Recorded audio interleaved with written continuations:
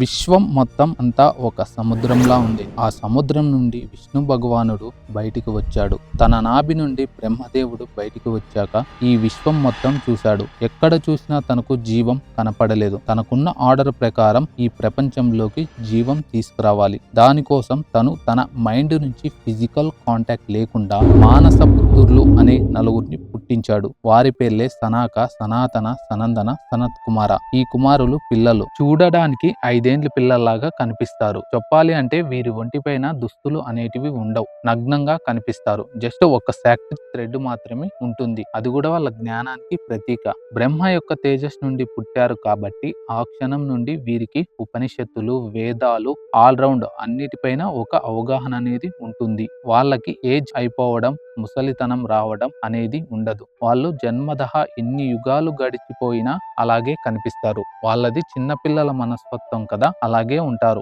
ఆ తర్వాత బ్రహ్మ వాళ్ళని పిలిచి ఈ సృష్టిలోకి మీరు పెళ్లి చేసుకొని పిల్లల్ని తీసుకొని రండి అని చెప్తాడు. దానికి వాళ్ళు సున్నితంగా, నాన్నగారు మాకి పెళ్లి చేసుకొని పిల్లల్ని సృష్టించాలని, బంధాల్ని పెంచుకోవాలని మాకు ఆసక్తి లేదు. మాకి ఉన్నదల్లా ఒకటే, నిజాన్ని తెలుసుకోవడం, జ్ఞానాన్ని పెంచుకోవడం, మనసారా సుప్రీం గాడ్ని పూజించడం. మేము జన్మదహ బ్రహ్మచారులుగానే ఉంటాం. ఇది విన్న బ్రహ్మకి చాలా కోపం వస్తుంది. కానీ వాళ్ళు ఇచ్చిన కారణం, పద్ధతి వేరు కాబట్టి బ్రహ్మ శపించలేదు. ఆ తర్వాత ఈ నలుగురు కుమారులు అప్పుడే తయారైన ఈ విశ్వంలో నిజాన్ని వెతుక్కుంటూ బయలుదేరారు. ఇలా చాలా లోకాలు తిరిగిన తర్వాత వైకుంఠ లోకం కనపడుతుంది. అక్కడ ద్వారం దగ్గర జయ విజయులు ఉంటారు. వీళ్ళని చూసిన వాళ్ళు అక్కడే ఆపుతారు. వీళ్ళది చిన్నపిల్లల మనస్తత్వం కదా, మేము విష్ణువుని చూడాలి, మమ్మల్ని లోనికి పంపండి అని అడుగుతారు. మీరు చూడ్డానికి చిన్నపిల్లల కవపడుతుర్రు. మీ శరీరం పైన దుస్తులు కూడా లేవు. చూడ్డానికి బట్టగుండుతో ఉన్నారు.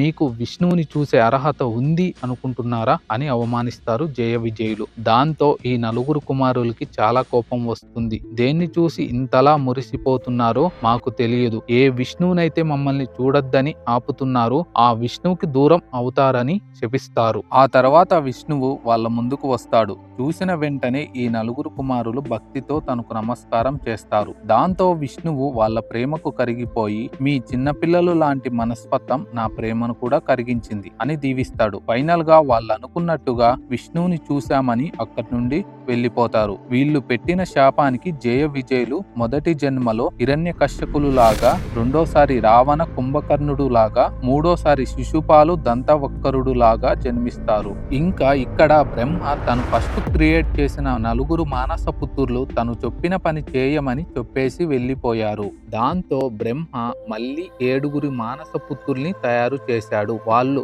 మారీచి, ఆత్రి, అంగిరస, పులస్య, పులాహ, క్రతు, వశిష్ఠ, ఈ 7 పాటు దక్ష ప్రజాపతి, నారదుణ్ణి కూడా సృష్టించాడు. వీరందరి గోల్ ఒకటే, ఈ విశ్వంలో జీవాన్ని తీసుకురావడం. వీళ్ళలో ఒక్కొక్కరికి ఒక్కొక్క స్పెషాలిటీ ఉంది. ఇక బ్రహ్మ చెప్పినట్టుగా ఎవరి పనులు వాళ్ళు మొదలు పెట్టారు. వీరిలో మొదటి మారీచికి కశ్యప అనే కొడుకు పుడతాడు. ఆ తర్వాత దక్షుడు మొదటి మను కూతురైన ప్రసూతిని పెళ్లి చేసుకొని 24 కూతుర్లకి జన్మనిస్తాడు. కొన్ని పురాణాల ప్రకారం 27 అని కూడా ఉంటుంది. అలా దక్షుడు తన 8 మంది కూతుర్లుని మారీచి కొడుకైన కశ్యపునికి ఇచ్చి పెళ్లి చేస్తాడు. వీరిలో అతిథికి దేవతలు, దితికి హిరణ్యకశ్యప, హిరణ్యక్షులు, వీళ్ళని అసురులు అని అంటారు. ధనువుకి దానవులు, కాద్రుకి నాగులు, వినతకి గరుడు అంటే విష్ణుమూర్తి యొక్క వాహనం. ఆ తర్వాత అరుణకి సూర్యుడి యొక్క రథసారథి. ఆ తర్వాత సురాషకి రాక్షసులు, మునికి అప్సరసలు, కాద్రవసికి భయంకరమైన జంతువులు, పిశాచాలు పుడతాయి. ఇలా కశ్యప మరియు దక్షుడు 8 మంది కూతుర్లతోటి ఎన్నో జీవాల్ని తీసుకొని వస్తాడు. ఆ తర్వాత సప్త ఋషుల్లో ఆత్రి ఎంతో గొప్ప తపస్సుతో త్రిమూర్తుల్ని ప్రత్యక్షం చేసుకుంటాడు. మాతో సమానంగా తపస్సు చేశావు, నీకు ఏమి వరం కావాలో కోరుకో అని చెప్తారు. అలా ఆత్రికి తను కోరుకున్న వరం వల్ల తన భార్యకి 3 పిల్లలు పుడతారు. దాంట్లో విష్ణువు అంశ నుంచి దత్తాత్రేయుడు, శివుడు అంశ నుండి దుర్వాస మహర్షి, ఆ తర్వాత 3వ వ్యక్తి చంద్రుడు. ఇలా సప్త ఋషుల్లో మిగిలిన వాళ్ళు డైరెక్ట్ గా జీవాన్ని తీసుకురావటంలో ఇన్వాల్వ్ అవ్వకపోయినా వాళ్ళకంటూ ఒక ప్రత్యేకత ఉంది. ఇక్కడ వీళ్ళంతా ఇలా చేస్తూ ఉంటే నారదుడు మాత్రం ఏమీ తెలియనట్టు ఉండిపోతాడు. దాంతో దక్షుడు తండ్రి గారు చెప్పినట్లు మనమంతా పిల్లల్ని పుట్టించాలి, కానీ నువ్వు మాత్రం ఇవేవి చేయకుండా ఇష్టం వచ్చినట్లు తిరుగుతూ ఉన్నావు. ఇలా చేస్తే విశ్వం ఎలా పెద్దదవుతాది? ఈ మాట విన్న నారదుడు తండ్రి గారు చెప్పిన దానికి అర్థం ఇది కాదు. ప్రతి ఒక్కరూ పిల్లల్ని పుట్టించడం కాదు, నా పని ఈ సృష్టిని మేల్కొల్పడం. ఇది విన్న దక్షుడికి కోపం వచ్చి నారదుడికి ఒక శాపం ఇస్తాడు. నువ్వు ఇప్పుడు ఎలాగైతే చెప్పిన పని చేయకుండా తిరుగుతున్నావో నీ జీవితాంతం ఒక చోట నుంచి ఇంకొక చోటికి తిరుగుతూనే ఉంటావు. బ్రహ్మ తయారు చేసిన వాళ్ళల్లో ప్రతి ఒక్కళ్ళు ఎవరి పని వాళ్ళు చేస్తున్నారు. వీరిలో పులస్యుడు మాత్రం ఏమీ పట్టనట్టు ప్రశాంతంగా మెడిటేషన్ చేస్తుంటాడు. అతని తపశ్శక్తి ఎంతవరకు చేరిందంటే చివరికి బ్రహ్మ తన ముందుకు రావాల్సి వచ్చింది. నాయనా పులస్య, నువ్వు ఎంతో గొప్ప తపశ్శక్తి ఉన్నవాడివి, యోగివి. ఈ ప్రపంచం సమానం చేయాలంటే నీ వైపు నుంచి కూడా కొంచెం సంతానం అనేది రావాలి. తండ్రి చెప్పాడని పులస్యుడు దక్షుడు కూతురైన హవిర్భుని పెళ్లి చేసుకుంటాడు. ఆ తర్వాత వీరిద్దరికి విశ్రవుడు అనే ఒక ముని పుడతాడు. కశ్యపుని కొడుకులు పుట్టినప్పటి నుండి వీళ్ళకి గొడవలు. వీళ్ళలో కొంతమంది దేవతలు, కొంతమంది అసురులు. వీళ్ళు ఎప్పుడు గొడవ పడేవారు. మిగిలిన వాళ్ళు దేవతలకి సపోర్ట్ చేసేవాళ్ళు, అసురులకి ఆపోజిట్ గా. దీంతో వీళ్ళు దేవతలను ఏమీ చేయలేక మిగిలిన ప్రపంచంలో ఉన్న ప్రాణులని చంపడం, వస్తువులను నాశనం చేయడం చేసేవాళ్ళు. వీళ్ళని ఆపడం కోసం విష్ణువు అవతారాలు ఎత్తేవాడు. ఇలా అసురుల వంశం ప్రహ్లాదుడు దాకా వచ్చింది. తన తర్వాత కొంతకాలం రాక్షసులు ధర్మంగానే పాలిస్తారు. అయితే బ్రహ్మ యొక్క కోపం నుండి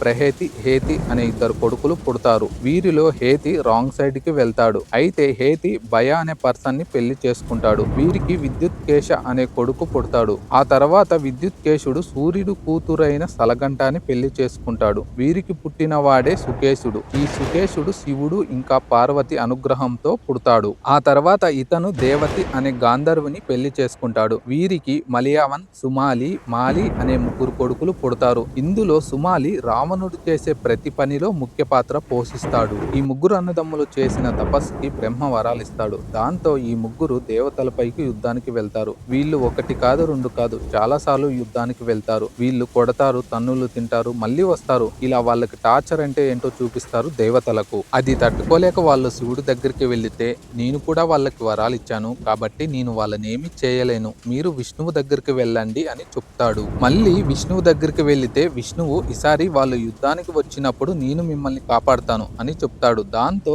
దేవతలు వెనక్కి వెళ్లిపోతారు. కుక్కతోకర వంకర అన్నట్టు ఈ ముగ్గురు అన్నదమ్ములు మళ్ళీ యుద్ధానికి వస్తారు. ఈసారి మాలి పెద్ద సైన్యాన్ని తీసుకొని వస్తాడు. దాంతో విష్ణువు చూసి తన తలని సుదర్శన చక్రంతో తీసేస్తాడు. ఆ తర్వాత ఆ చక్రం అక్కడున్న రాక్షసులందరినీ చంపేస్తుంది. విష్ణు దెబ్బను తట్టుకోలేక సుమాలి ఇంకా మిగిలిన రాక్షసులు రసస్థల అనే ఒక పాతాళానికి వెళ్లిపోతారు. ఇక్కడ పైన కులశ్యుడు కొడుకైన విశ్రవసుడు కొంతకాలానికి భరద్వాజుని కూతురైన విదావిడిని పెళ్లి చేసుకుంటాడు. వీరికి బంగారు కళ్ళతోటి ఒక అందమైన కొడుకు పుడతాడు. తనే కుబేరుడు. కుబేరుడు పెరిగి పెద్దయ్యాక తనకంటూ ఒక రాజ్యం కావాలి, ఒక మంచి ప్రదేశం కావాలని వెతకడం మొదలు పెడతాడు. ఇలా తనకి లంక కనిపిస్తుంది. ఆ ప్రదేశం చాలా అందంగా ఉండడంతో అదే తన సింహాసనానికి సరైన ప్లేస్ అని డిసైడ్ అవుతాడు. ఈ లంక అక్కడే ఉండడానికి కారణం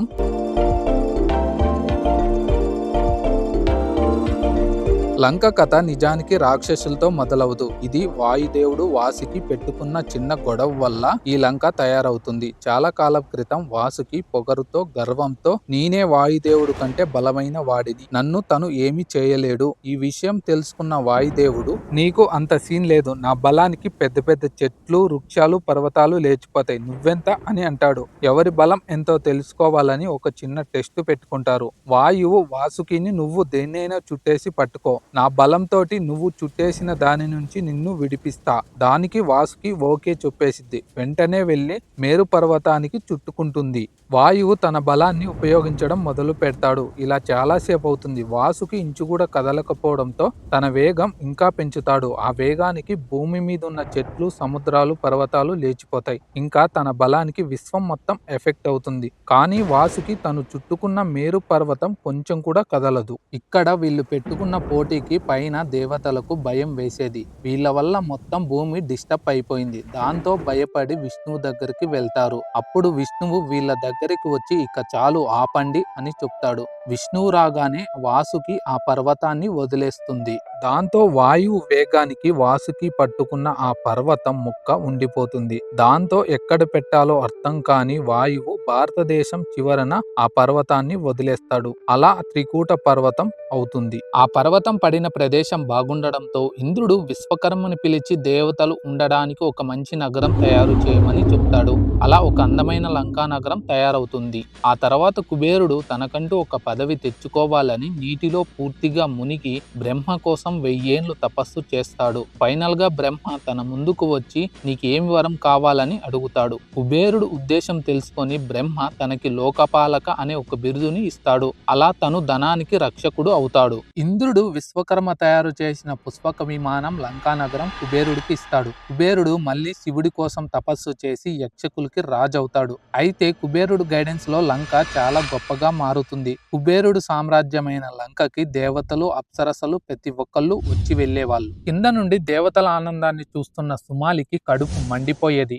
ఏదో ఒక రోజు ఖచ్చితంగా ఈ దేవతల మీద పగ తీర్చుకొని ఆ లంకా నగరాన్ని తన సొంతం చేసుకోవాలనుకుంటాడు. దీనికోసం సుమాలి చాలా కాలం ఎదురు చూస్తాడు. ఫైనల్ గా తన కూతురు కైకసిని పిలిచి తను చెప్పాలనుకున్నదంతా చెప్పేస్తాడు. అమ్మా, నువ్వు వెళ్లి విశ్రవుణ్ణి పెళ్లి చేసుకో. అప్పుడు నీ కడుపున బ్రాహ్మణుడు తేజస్సుతో ఒక గొప్ప రాక్షసుడు పుడతాడు. వాడు మన పగని మన భవిష్యత్తుని అన్నిటినీ నిలబెడతాడు. అప్పుడు మనం ఆ లంకా నగరాన్ని తిరిగి తీసుకోవచ్చు. కైకసి ఒక రాక్షసి కాబట్టి వాళ్ళ జాతికి జరిగిన మోసం గుర్తుకు వచ్చి తన తండ్రి చెప్పిన మాట వింటుంది. తను కుబేరుడి తండ్రి అయిన విశ్రవుడి దగ్గరికి వస్తుంది. తను విశ్రవుణ్ణి ఇంప్రెస్ చేయడానికి చాలా టెంప్ట్ చేస్తుంది. మొదట్లో తన మాట వినకపోయినా ఫైనల్ గా తనని ఇష్టపడతాడు. ఎందుకంటే కైకసి ఒక రాక్షసి అయినప్పటికీ తను చాలా అందంగా ఉంటుంది. అయితే విశ్రవుడు ఒక ముని. తనకి భవిష్యత్తులో ఏం జరుగుతుందో ఎంతో కొంత తెలిసే ఉంటుంది. కైకసి కూడా విశ్రవుడి దగ్గర ఏమీ దాచిపెట్టలేదు. తను చెప్పాలనుకున్నదంతా పర్ఫెక్ట్ గా చెప్పింది. మా రాక్షస జాతిని అందరూ తక్కువ చూపు చూస్తున్నారు. మిమ్మల్ని పెళ్లి చేసుకొని మీ నుండి కొడుకు పుడితే అతను మాకు పోయిన గౌరవాన్ని తిరిగి తీసుకువస్తాడు. అందుకే మిమ్మల్ని పెళ్లి చేసుకోవాలని అనుకుంటున్నా అని చెప్పేసిద్ది. విశ్రవుడు కూడా దీనికి ఒప్పుకుంటాడు. కానీ వీళ్ళు రాంగ్ టైంలో ఇంటిమేట్ అవుతారు. దాని పర్యవసానం ముందే చెప్తాడు. ఈ టైంలో పుట్టే వాళ్ళు చాలా దారుణంగా ఉంటారు. అది నీకు ఇష్టమేనా అని అడుగుతాడు. దానికి కైకసి ఒప్పుకుంటుంది. నాకు కూడా కావాల్సింది అదే అని చెప్పుతుంది. అలా కైకసికి 3 ప్రపంచాల్ని అల్లాడిచ్చే రావణాసురుడు పుడతాడు.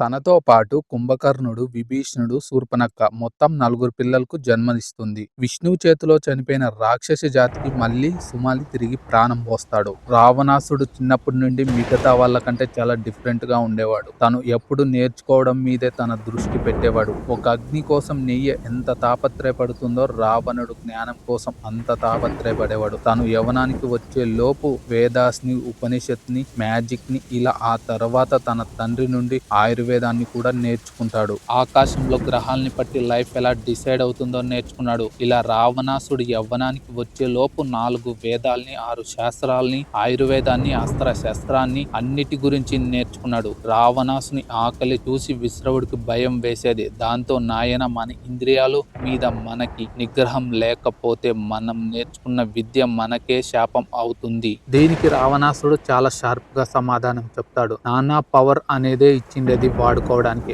అసలు దేవతలు ఒకరే ఈ ప్రపంచాన్ని ఎందుకు పాలించాలి? మనం పాలించకూడదా? లేదా మనం దానికి అర్హులు కాదా? దీంతో విశ్రవుడికి రావణుడి యొక్క మోటివ్ అర్థమైపోయింది. ఆ తర్వాత రావణాసుడు తన తాతకి, తన తల్లికి ఇచ్చిన మాట నిలబెట్టడం కోసం, అందరినీ అణిచివేయడం కోసం రావణాసుడు అడవులకు బయలుదేరాడు. ఆహారం, నిద్ర లేకుండా కొన్ని వేల సంవత్సరాలు బ్రహ్మ కోసం తపస్సు చేశాడు. ఈ ప్రాసెస్ లో ప్రతి 1000 సంవత్సరాలకి ఒకసారి తన తలని నరికేసి నిప్పుల్లో నైవేద్యంగా పెట్టేవాడు. అయితే ఇదే టైంలోని రావణుడు తమ్ముళ్ళైన కుంభకర్ణుడు, విభీషణుడు కూడా గోకర్ణ పర్వతం మీద తపస్సు చేయడం మొదలు పెట్టారు. చివరిగా 10వసారి కూడా తన తలను నరికేయబోతుంటే తన దారుణమైన భక్తి తపస్సు చూసి బ్రహ్మదేవుడు ప్రత్యక్షమవుతాడు. నీకేమి కావాలో కోరుకో అని చెప్తాడు. రావణాసుడు నాకు అమరత్వం కావాలని అడుగుతాడు. బ్రహ్మ ఇది సాధ్యం కాదు అంటే అప్పుడు రావణాసుడు నన్ను ఏ దేవతలు, అసురులు, రాక్షసులు, కింపురుషులు, దివ్య శక్తులతో ఉన్న ఏ ఒక్కరు ఎవ్వరు నన్ను ఏం చేయకూడదు,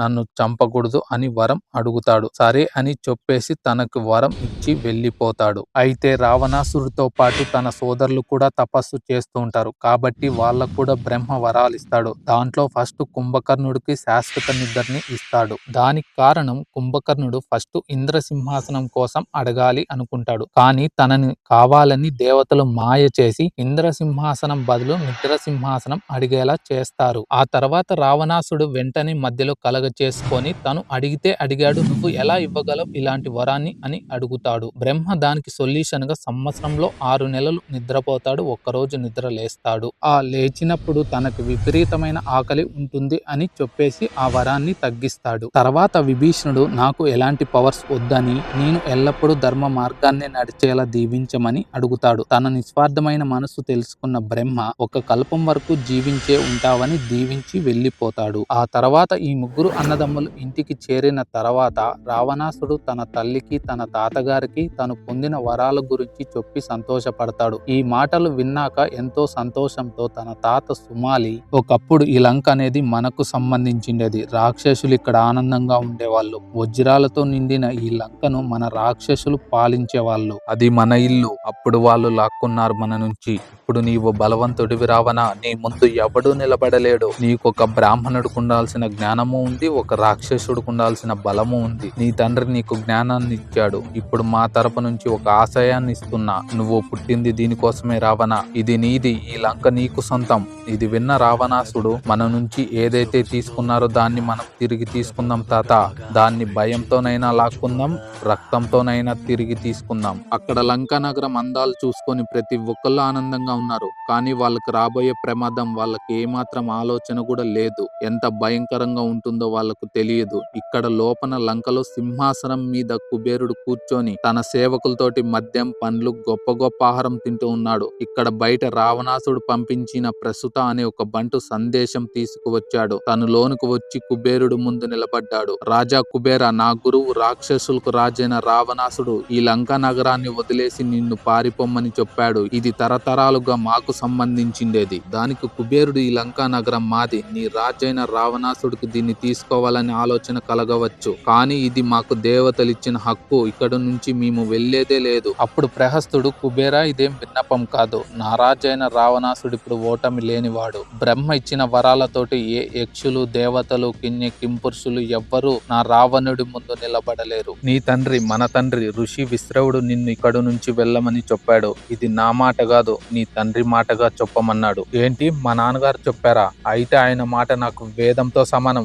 నువ్వు వెళ్ళి నీ రాజైన రావణుడికి చెప్పు, ఇంకా ఈ లంకా నగరం తనకే సొంతమని. కుబేరుడు తన ప్రజల్ని పుష్పక విమానాన్ని తీసుకొని లంకా నగరాన్ని వదిలేసి వెళ్తాడు. రావణుడికి అనుకున్నట్టుగా లంక దక్కింది. తన ప్రజల్ని, తన సామ్రాజ్యాన్ని అందరినీ లంకా నగరానికి తీసుకువచ్చాడు. కానీ రావణుడు దాంతో సంతోషపడలేదు. తాను అనుకున్న ప్రకారం కుబేరుడితో ఫైట్ చేసి లంకను తీసుకోవాలనుకున్నాడు. రావణుడు కుబేరుడితో ఎలాగైనా ఫైట్ చేయాలని ఒక మెసేజ్ పంపుతాడు, నీ దగ్గరున్న పుష్పక విమానం నాకు కావాలి. ఇది తెలుసుకున్న కుబేరుడు రివర్స్ మెసేజ్ పంపుతాడు, నువ్వు పొగరు పట్టి నువ్వు అడిగిన లంకనిచ్చాను, కానీ నాకు సంబంధించిన ఈ పుష్పక విమానం కావాలనుకుంటున్నావు, ఒళ్ళు దగ్గర పెట్టుకొని ఉండు, నువ్వు చేస్తున్న తప్పులన్నిటినీ ఆపేయమని చెప్పి పంపిస్తాడు. ఇది విన్న రావణుడికి కోపం వచ్చి ఆ మెసేజ్ తెచ్చిన వ్యక్తిని తన రాక్షసుల్ని తినమని చెప్తాడు. ఇక్కడ కుబేరుడు తను పంపించిన బంటు తిరిగి రాలేదని ఎదురు చూస్తున్నాడు. తనకు విషయం అర్థమైపోయింది. ఎలాగైనా నెక్స్ట్ స్టెప్ తీసుకోవాలని రెడీ అయ్యే లోపే ఇటువైపు ఉత్తరం నుంచి ఒక పెద్ద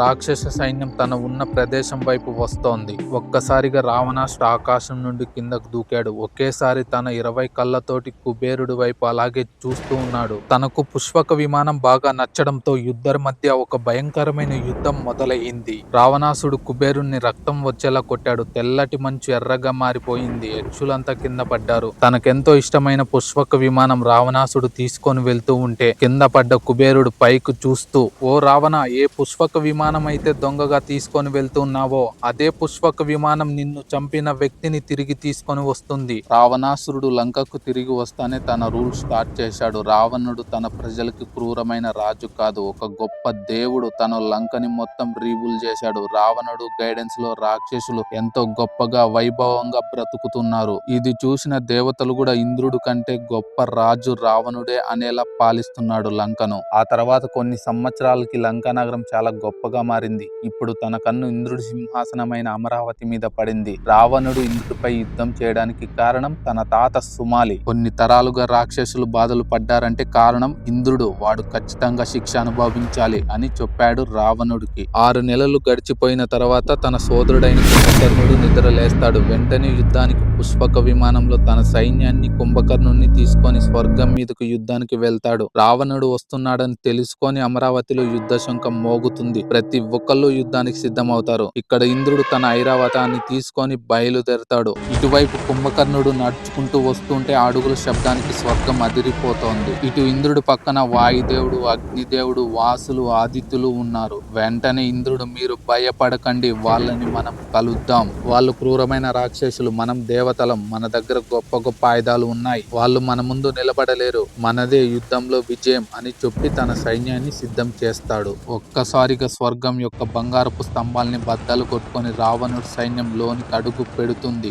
ఒక మిడతల దండు ఎలాగైతే అడ్డొచ్చిన ప్రతి దాన్ని సర్వనాశనం చేసుకుంటూ వెళ్తుందో రావణుడి సైన్యం స్వర్గాన్ని అలా నాశనం చేశారు. సైన్యం లోనికి రాగానే ఇంద్రుడి మీదకు ప్రశస్తుడు చేసిన మాయ నుంచి ఇంద్రుడు ముందుకు వచ్చి తన వజ్రాయుధాన్ని తీసి రాక్షసుల మీదకు వేయబోతాడు. వెంటనే అక్కడికి కుంభకర్ణుడు ఒక పిడుగులా వచ్చి తన ఎదురుగా నిలబడతాడు. ఇంద్రుడు అదే వజ్రాయుధాన్ని ముందు వెనక చూడకుండా ఎదురొచ్చిన కుంభకర్ణుడి మీదకు విసిరేస్తాడు. పెద్ద పెద్ద పర్వతాల్ని, ఎన్నో గుండెల్ని చీల్చిన దేవతల ఆయుధాలకన్నిటికీ గొప్పదైన విశ్వకర్మ తయారు చేసిన వజ్రాయుధం కుంభకర్ణుడి మీద ఒక గీటు కూడా వేయలేకపోతాది. ఇది చూసిన ఇంద్రుడికి తన పని, తన సైన్యం పని అయిపోయిందని అర్థమైతుంది. వెంటనే కుంభకర్ణుడు తన చేతిలోకి ఆయుధాన్ని తీసుకొని ఐరావతాన్ని కొడతాడు. ఆ దెబ్బకి ఐరావతం పైకి లేచి కింద పడుతుంది. వెంటనే రావణాసుడు ఇంద్రుడి ముందుకు వస్తాడు. వీళ్ళిద్దరి మధ్య యుద్ధం మొదలవుతుంది. ఇంద్రుడు తన ఐరావతాన్ని పిలిచి దాని మీద కూర్చుంటాడు. ఇటువైపు రావణాసుడు తన రథసారథిని పిలిచి యుద్ధానికి రెడీ అవుతాడు. వాళ్ళ యుద్ధం ఒక ఆయుధాలతోనే కాదు, మంత్రాలతోటి, తంత్రాలతోటి, మాయలతోటి వాళ్ళ యుద్ధం జరుగుతోంది. ఇంత శక్తి ఉన్న రావణాసుడు కూడా ఇంద్రుడు మ్యాజికల్ పవర్ ముందు నిలబడలేకపోతాడు.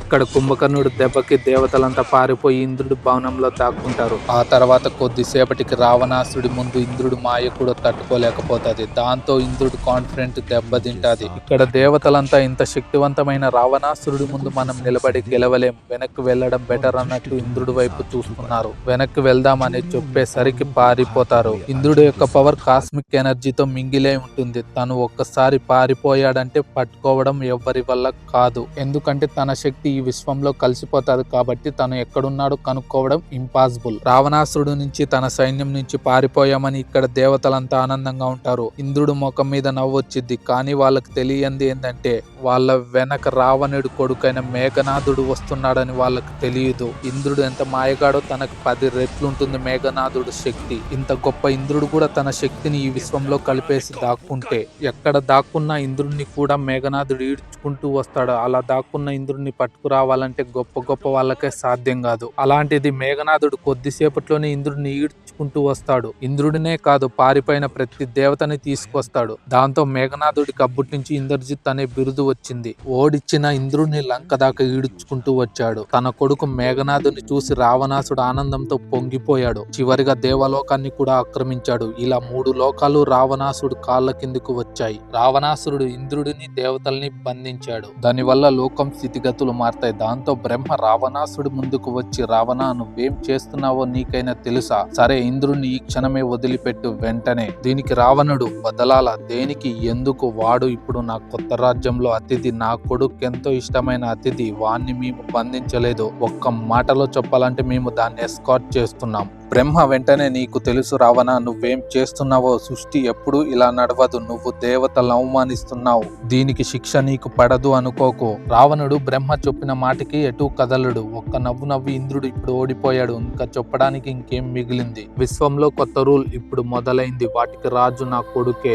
బ్రహ్మకి రావణాసుడు పొగరు చూసి ఏం మాట్లాడాలో అర్థం కాదు. చెవిటివాడి ముందు శంఖం ఊదినట్టే అని చెప్పేసి తన కొడుకు వైపు తిరుగుతాడు. బ్రహ్మ ఇంద్రజిత్తు వైపు చూసి, పుత్ర, నువ్వు నీ శక్తి ఏంటో నిరూపించుకున్నావు. నువ్వేంటో ఇప్పుడు అన్ని లోకాలకి తెలుసు. ఇంద్రుడిని దేవతల్ని వదిలిపెట్టడానికి నీకేం కావాలో అడుగు. వెంటనే ఇంద్రజిత్ ఒక్క క్షణం కూడా ఆగకుండా నాకు అమరత్వం కావాలని అడుగుతాడు. దానికి బ్రహ్మ కుదరదు. చివరికి దేవతలు కూడా నిజంగా అమరులు కాదు, ఇంకేదైనా అడుగు. దాంతో ఇంద్రజిత్కి కోపం వస్తుంది. ఈ విషయం బ్రహ్మకు కూడా అర్థం అవుతుంది. సృష్టికర్త అయిన నాకు వీళ్ళ ముందుకు వచ్చి అడుక్కోవాల్సిన స్థితి ఏందిరా అనుకుంటాడు. వెంటనే ఇంద్రజిత్ నాకు ఒక వరం ఇవ్వండి. నేను ఎప్పుడైతే యుద్ధానికి ముందు యజ్ఞం చేస్తానో ఆ యజ్ఞం నుంచి నాకు ఒక రథం రావాలి. ఆ రథంలో ఉండి నేను యుద్ధం చేస్తున్నంత సేపు నాకు మరణం ఉండకూడదు. ఇప్పుడు బ్రహ్మ వరాన్ని ఇవ్వాలా వద్దని ఆలోచిస్తున్నాడు. కానీ తనకు వేరే దారి లేదు. అతి కష్టం మీద ఆ వరాన్ని ఒప్పుకుంటాడు. ఆ తర్వాత బ్రహ్మ ఇంద్రుడిని బంధించిన మిగిలిన దేవతల్ని విడిపించి అక్కడి నుండి వెళ్లిపోతాడు.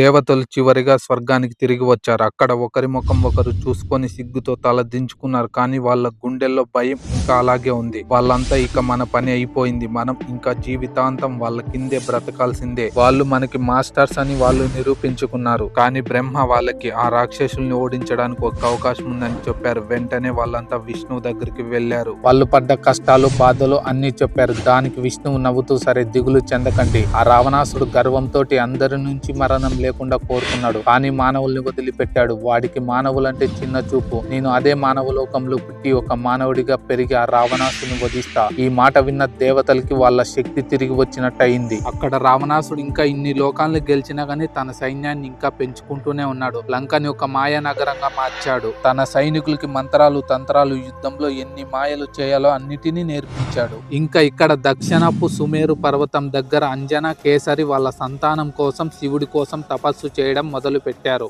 ఇంకా అదే అయోధ్యలో దశరథ మహారాజు తనకి సంతానం లేదని సంతానం కోసం పుత్ర కామేష్టి యాగం మొదలు పెట్టాడు.